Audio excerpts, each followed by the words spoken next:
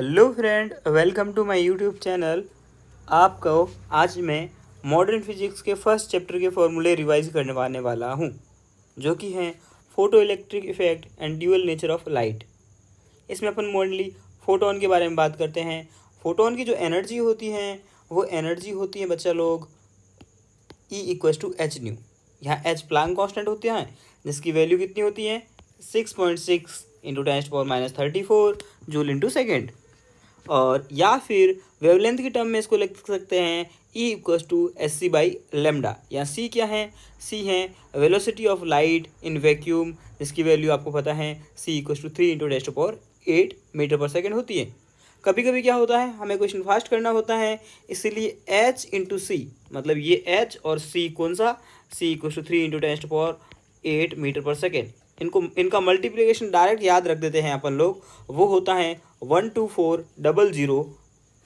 और लैम्डा जो है उसको अपन एंगस्ट्रम में रखेंगे तो एनर्जी जो अपनी आएगी वो इलेक्ट्रॉन वोल्ट में आएगी। अब इलेक्ट्रॉन वोल्ट क्या होता है, एक इलेक्ट्रॉन वोल्ट इलेक्ट्रॉन के चार्ज के बराबर की एनर्जी होती है 1.6 इंटू 10⁻19 जूल। ये क्वेश्चन डायरेक्ट फॉर्मूला ही 2020 में आपको पूछ लिया था। ठीक है, आपको मान लीजिए 3 इलेक्ट्रॉन वोल्ट की एनर्जी है, उसको जूल में बदलना है, तो आप सिंपल 3 इंटू इलेक्ट्रॉन वोल्ट की जगह ये वैल्यू रख दीजिए। ऐसा ही क्वेश्चन, ईजी सा क्वेश्चन आ गया था आपके 2020 में। चलिए आगे बढ़ते हैं। किसी E=mc² भी हो सकता है। फोटोन अगर रेस्ट में रुका हुआ है तो उसका मास 0 मान के चलते हैं, और वो अगर चल रहा है तो उसको इफेक्टिव मास बोलते हैं। वो E=mc² के अकॉर्डिंग c² उसकी डिवाइड में ले आओगे तो आंसर आ जाएगा आपके पास में। फोटोन एक पार्टिकल है, और फोटोन होता क्या है, एनर्जी का बंडल है या एनर्जी के पैकेट है।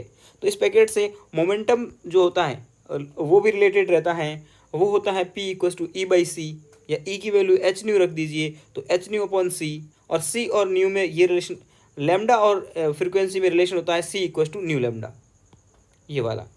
ठीक है, ये आप रख देंगे तो आपके पास में फॉर्मूला आ जाएगा P=h/λ, जहाँ c कितना है 3 × 10⁸ है।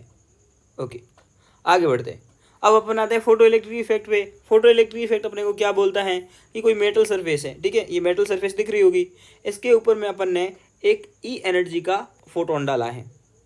अब ये यहाँ पे बहुत ज़रूरी है कि ये एनर्जी इस मेटल के वर्क फंक्शन से ज़्यादा होनी चाहिए। ठीक है, इस मेटल के वर्क फंक्शन से ज़्यादा होनी चाहिए। तो ये एक वर्क फंक्शन क्या हो गया, एक मिनिमम एनर्जी हो गई जो फोटो इलेक्ट्रिक इफेक्ट करवाने के लिए रिस्पॉन्सिबल होती है। और इस एनर्जी और इस फाई में क्या रिलेशन हो गया कि जो फाई है वो छोटा होना चाहिए आने वाली एनर्जी से। अगर आने वाली एनर्जी कम हो गई तो फोटो इलेक्ट्रिक इफेक्ट नहीं होगा। फाई से रिलेटेड जो लैम्डा होता है उसे अपन बोलते हैं वो थर्ड वेवलेंथ। और थर्ड वेवलेंथ की कंडीशन ये होती है, जो लाइट आ रही है उसका लैम्डा अगर वेवलेंथ लैम्डा माने तो ये लैम्डा नॉट मैक्सिमम है। तो लैम्डा नॉट के बारे में तो आएगा टर्म, देखिए फाई के लिए टर्म आती है, फाई के लिए आती है मैक्सिमम। ठीक है, लैम्डा के लिए क्या टर्म आ गई, लैम्डा नॉट के लिए मैक्सिमम वेवलेंथ। ठीक है, और फ्रीक्वेंसी की बात करें अगर, तो फ्रीक्वेंसी न्यू होगी और फ्रीक्वेंसी होती है मिनिमम। तो फ्रीक्वेंसी को बोलते हैं थर्ड फ्रीक्वेंसी, और वो होती है फ्रीक्वेंसी मिनिमम। और फाई क्या होता है आपका, मिनिमम, सॉरी। ठीक है, ये एक अलग से क्वेश्चन लिखा हुआ था। तो ये वाला जो मैंने लिखा है ना गोला में, ये क्वेश्चन भी डायरेक्ट पूछा हुआ है 2 बार कि फ्रीक्वेंसी कैसी होनी चाहिए, मिनिमम, वेवलेंथ कैसा होना चाहिए, मैक्सिमम, उससे ज़्यादा पॉसिबल नहीं है। तो एक लैम्डा वेवलेंथ, न्यू फ्रीक्वेंसी और ई एनर्जी वाला फोटोन है जो मेटल की सरफेस पे आता है। मेटल फोटो सेंसिटिव सरफेस है, उस पर आएगा तो क्या होगा, यहाँ जो इलेक्ट्रॉन होगा लूजली बाइंडेड इलेक्ट्रॉन, उस इलेक्ट्रॉन को ये एनर्जी देगा, फाई एनर्जी देगा। तो वो एनर्जी इलेक्ट्रॉन यहाँ से हटेगा यहाँ से सरफेस से बाहर निकलेगा, फिर वो के काइनेटिक एनर्जी लेकर के निकल जाएगा। तो अगर आप यहाँ पर अपन एनर्जी कंजर्वेशन लगा सकते हैं कि भाई टोटल एनर्जी ई आई थी, तो उसके 2 यूज़ हो गए। एक तो इलेक्ट्रॉन को फाई यानी इलेक्ट्रॉन को हिलाने में, इलेक्ट्रॉन को यहाँ सरफेस से जगाने में, और दूसरा के काइनेटिक एनर्जी यानी कि इलेक्ट्रॉन को भगाने में, 2 यूज़ हुए। ई को अपन एच न्यू लिख सकते हैं, फाई को एच न्यू नॉट लिख सकते हैं, और काइनेटिक एनर्जी को काइनेटिक एनर्जी लिखते हैं। फिर अपन लेफ्ट राइट साइड इधर उधर ले करके इसको काइनेटिक एनर्जी और न्यू में इक्वेशन को सेट करते हैं। इसी इक्वेशन को अपन लोग आइंस्टीन की इक्वेशन कहते हैं। सारी इक्वेशन आइंस्टीन की इक्वेशन है। अब इस इक्वेशन को मैंने इसीलिए किया क्योंकि इसके ग्राफ जो एनसीईआरटी में दिए हुए और एग्जाम में पूछते हैं। तो काइनेटिक एनर्जी वाई एक्सिस पे और फ्रिक्वेंसी एक्स एक्सिस पे, तो इसकी स्लोप कितनी हो जाएगी, एम यानी कि एच, इसकी स्लोप हो जाएगी प्लैंक कांस्टेंट के बराबर कंपेयर करने पे, और इसका जो इंटरसेप्ट होगा वो माइनस एच न्यू नॉट होगा। ठीक है, इस ग्राफ को ऐसे सेलेक्ट करोगे और ये y बराबर m x plus m x minus c, intercept तो नेगेटिव होना चाहिए और स्लोप कैसी होनी चाहिए, पॉजिटिव होनी चाहिए। ठीक है, स्लोप क्या है इसकी, इसकी स्लोप आई है h के बराबर। h क्या था, प्लैंक कांस्टेंट। क्या प्लैंक कांस्टेंट की वैल्यू किसी मेटल पे डिपेंड करेगी? क्या आयरन, पहले मैं सोडियम लेता हूँ बाद में पोटेशियम लेता हूँ, तो क्या एच चेंज होगा? बिल्कुल नहीं होगा। तो इस ग्राफ की जो इक्वेशन की जो स्लोप है वो मेटल पे डिपेंड नहीं करती है। ये क्वेश्चन भी आया हुआ है। ठीक है, यहाँ पे मैंने आपके लिए एक क्वेश्चन छोड़ दिया है। आपको एनसीईआरटी में एक टेबल दे रखी है, वो आपको पता करना है कि किस मेटल का वर्क फंक्शन मैक्सिमम होता है, तो उस प्लेटिनम का होता होगा। ठीक है, और किसका वर्क फंक्शन मिनिमम होता है। ठीक है, तो ये तो मैंने मेटल के नाम तो बता ही दिए। अब कितने इलेक्ट्रॉन वोल्ट होता है वो आपको कैलकुलेट करके यहाँ बताना है और कमेंट बॉक्स में भी कमेंट कर देना है। फाई जो है ना वो ओनली और ओनली मेटल पे डिपेंड करता है, मेटल की नेचर पे डिपेंड करता है। यानी कि जब तक आप एक्सपेरिमेंट में अपने को क्वेश्चन आएंगे, जब तक कि एक्सपेरिमेंट में मेटल चेंज करने को नहीं बोलेगा तो बार बार इक्वेशन लगाओ, तब वही आप फाई की वैल्यू सेम रखना। इसके एग्जाम में क्वेश्चन जब प्रैक्टिस करते हो तो इसी इक्वेशन पे आते हैं। या तो ये फर्स्ट इक्वेशन काम में आएगी, या एच न्यू का वाली काम आएगी, या फिर इस ई की जगह में एक और इक्वेशन बना देता हूँ। ई की जगह लिखता हूँ मैं एस सी बाई लेमडा, और फाई की जगह लिख देता हूँ S C by lambda naught, और यहाँ पर काइनेटिक एनर्जी। इन तीनों इक्वेशन पे क्वेश्चन आता ही आता रहता है। तो यहाँ तक आपको क्लियर हुआ। फिर अपन आगे चलते हैं। अब मैं क्या करता हूँ, E equals to five plus kinetic energy. E को एच न्यू लिखा, फाइव को एच न्यू नॉट लिखा, काइनेटिक एनर्जी की एक वैल्यू लिखी है ई वी नॉट। ठीक है, ई वी नॉट या फिर ई वी। तो ये जो वैल्यू है इससे अपन लोग वी क्या है, वो वोल्टेज हैं जहाँ से इसको अपन लोग एक्सेलरेट करते हैं। एक पोटेंशियल है। ठीक है, वी वेलोसिटी नहीं है, मैं कैपिटल वी लिख देता हूँ यहाँ से। वी है पोटेंशियल। क्या है, वी पोटेंशियल है। तो इस टर्म में अगर अपन इक्वेशन को अगर मॉडिफाइड करते हैं तो अपने पास में वाई एक्सिस पे कौन आएगा, पोटेंशियल आएगा। और इसकी स्लोप कितनी हो जाएगी, एम के बराबर। और इसकी स्लोप कितनी आई है, इस ग्राफ की स्लोप एच अपॉन ई आई है। इसका भी इंटरसेप्ट नेगेटिव है तो ग्राफ तो ऐसा ही बनेगा, लेकिन स्लोप कितनी आ जाएगी, एच अपॉन ई। ठीक है, चलिए अब काइनेटिक एनर्जी की बातें करें अपन लोग। काइनेटिक एनर्जी को ईवी के फॉर्म में भी लिख सकते हैं अपन लोग, या फिर काइनेटिक एनर्जी को हाफ एम वी स्क्वायर भी लिख सकते हैं। और काइनेटिक एनर्जी को मिनिमम वैल्यू जो होती है वो हमेशा जीरो होती है। काइनेटिक एनर्जी कभी भी नेगेटिव नहीं हो सकती है। तो डायरेक्ट क्वेश्चन भी आता है, काइनेटिक एनर्जी कितनी होगी मिनिमम फोटो इलेक्ट्रिक इफेक्ट में, तो आप जीरो बता देना, नेगेटिव कभी मत बताना। ठीक है, अब अपन मैं क्या यहाँ तक तो अपन आ चुके हैं। अब मैं क्या करता हूँ, अब मैं करता हूँ एक सरफेस लेता हूँ। ये सरफेस ले ली मैंने, मान लीजिए। इस पर मैं क्या करता हूँ, ये सरफेस जो है मेरी वो कैसी है, परफेक्ट एब्जॉर्प्शन है। मतलब कि यहाँ इसके ऊपर में कोई अगर रेडिएशन आता है, रेडिएशन में पहले इधर भी एक सरफेस बना देता हूँ, फिर अपन बनाते हैं इधर। ये वाली जो सरफेस है वो परफेक्टली रिफ्लेक्टेड है। अब इसके ऊपर मैं डालता हूँ रेडिएशन। किस टाइप किस कलर के रेडिएशन डालूँ, पिंक डाल देता हूँ। चलो ये रेडिएशन आया इसके ऊपर में, तो इस रेडिएशन को ये कम्प्लीटली एब्जॉर्व कर लेगा, बाहर नहीं जाने देगा। तो इस पर जो फोर्स लगेगा वो लगेगा 2p/c। पी क्या है, पावर। अब अगला जो सरफेस है वो ऐसा है परफेक्टली रिफ्लेक्टेड। इसके ऊपर में जो रेडिएशन आएगा उसको ये कम्प्लीटली रिफ्लेक्ट कर लेगा। ठीक है, तो मोमेंटम में तो यहाँ आ जाएगा 2p/c। एक ये प्लस ये डायरेक्शन की बातें हुई हैं इसीलिए। उसके अलावा ये इलेक्ट्रोमैग्नेटिक वेव में मैंने आपको जो स्पेक्ट्रम पढ़ाया था वो फिर से स्पेक्ट्रम लिख दिया मैंने। इसको वहाँ रटने का तरीका भी पढ़ाया था। इस साइड जाओगे तो लैम्डा बढ़ेगा और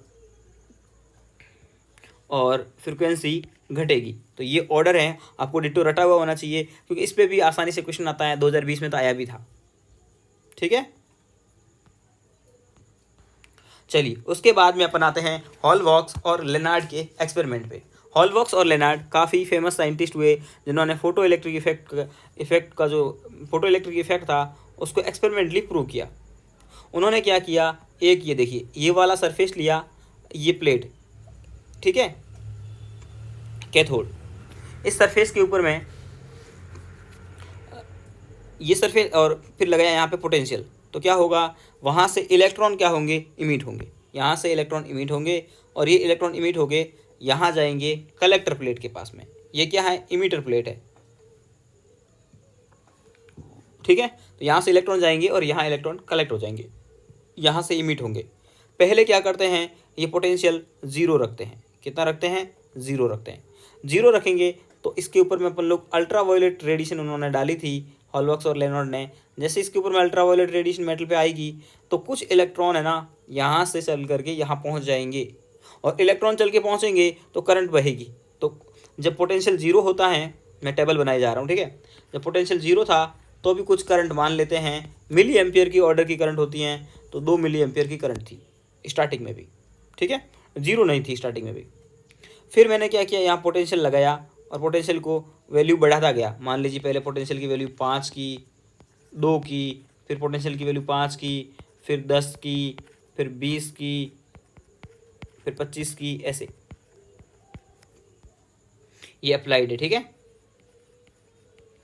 तो क्या होगा, अब उसके बाद में जैसे मैंने पोटेंशियल लगाया तो करंट पहले क्या हुई, करंट बढ़ी, करंट बढ़ती गई, करंट बढ़ती गई।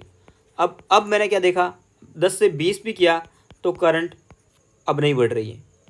आई इक्वस टू, मतलब कि करंट क्या हो गई है, कांस्टेंट।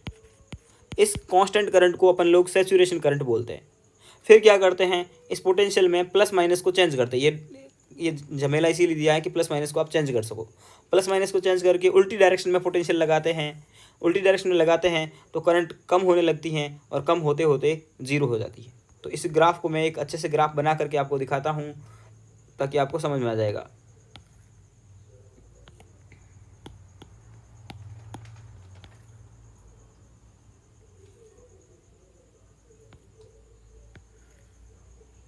ठीक है, अब इस ग्राफ को मैं आपको समझाता हूँ। इस पे लेता हूँ मैं आपको करंट, इस पे करंट लेता हूँ, इस पे लेता हूँ मैं पोटेंशियल। तो स्टार्टिंग में क्या किया था अपन ने, पोटेंशियल कितना था, ज़ीरो था। यहाँ पे था पोटेंशियल ज़ीरो स्टार्टिंग में, देखिए ये वाले डाटा के अकॉर्डिंग देखते। करंट कितनी थी तब भी, 2 एम्पियर करंट थी। तो यहाँ में 2 और करंट कहाँ तक है, 5 एम्पियर तक है, 3, 4 और ये 5, ठीक है। तो पहले ज़ीरो भी थी ना, तो करंट यहाँ थी, या इसको 1 बोल देते हैं, इसको 2 बोलते हैं। तो स्टार्टिंग में करंट आपका यहाँ था, जब पोटेंशियल कितना था, V इक्वस टू यहाँ 0 था, तो भी करंट की वैल्यू यहाँ थी कुछ ना कुछ 2 वोल्ट। फिर पोटेंशियल बढ़ाया तो करंट बढ़ गई, तो करंट अब यहाँ पोटेंशियल बढ़ा करके अपन ने 2 किया तो करंट यहाँ आ गई। फिर बढ़ाया, फिर करंट बढ़ी, फिर बढ़ाया, ये मतलब पोटेंशियल बढ़ा रहे तो करंट बढ़ रही थी। उसके बाद में ये 5 एम्पियर मैक्सिमम हो गई थी और उसके आगे बढ़ नहीं रही थी। इसको बोला था अपन ने सैचुरेशन करंट, या हिंदी में बोलते हैं संतृप्त धारा। सैचुरेशन करंट हो गई थी, ठीक है। इसके बाद में बढ़ ही नहीं रही थी, कांस्टेंट हो गई थी, तो ये सैचुरेशन करंट थी। उसके बाद में अपन क्या करेंगे, उसके बाद में अपन पोटेंशियल की ड्रॉप डायरेक्शन नेगेटिव करेंगे। पहले मतलब यहाँ था, अब इस साइड लगाएंगे, लेफ्ट साइड में। तो जैसे जैसे इसमें पोटेंशियल नेगेटिव लगाने लगे तो उसी वजह से ये करंट कम होती गई और एक इस एक्सिस पे ऐसी जगह आई जहाँ पे पोटेंशियल की वैल्यू मतलब पोटेंशियल की वो वैल्यू जहाँ पे करंट 0 हो जाती है। यहाँ करंट क्या हो गई, I इक्वस टू 0 हो गई। इस पोटेंशियल को बोलते हैं कट ऑफ वोल्टेज। क्या बोलते हैं, कट ऑफ वोल्टेज।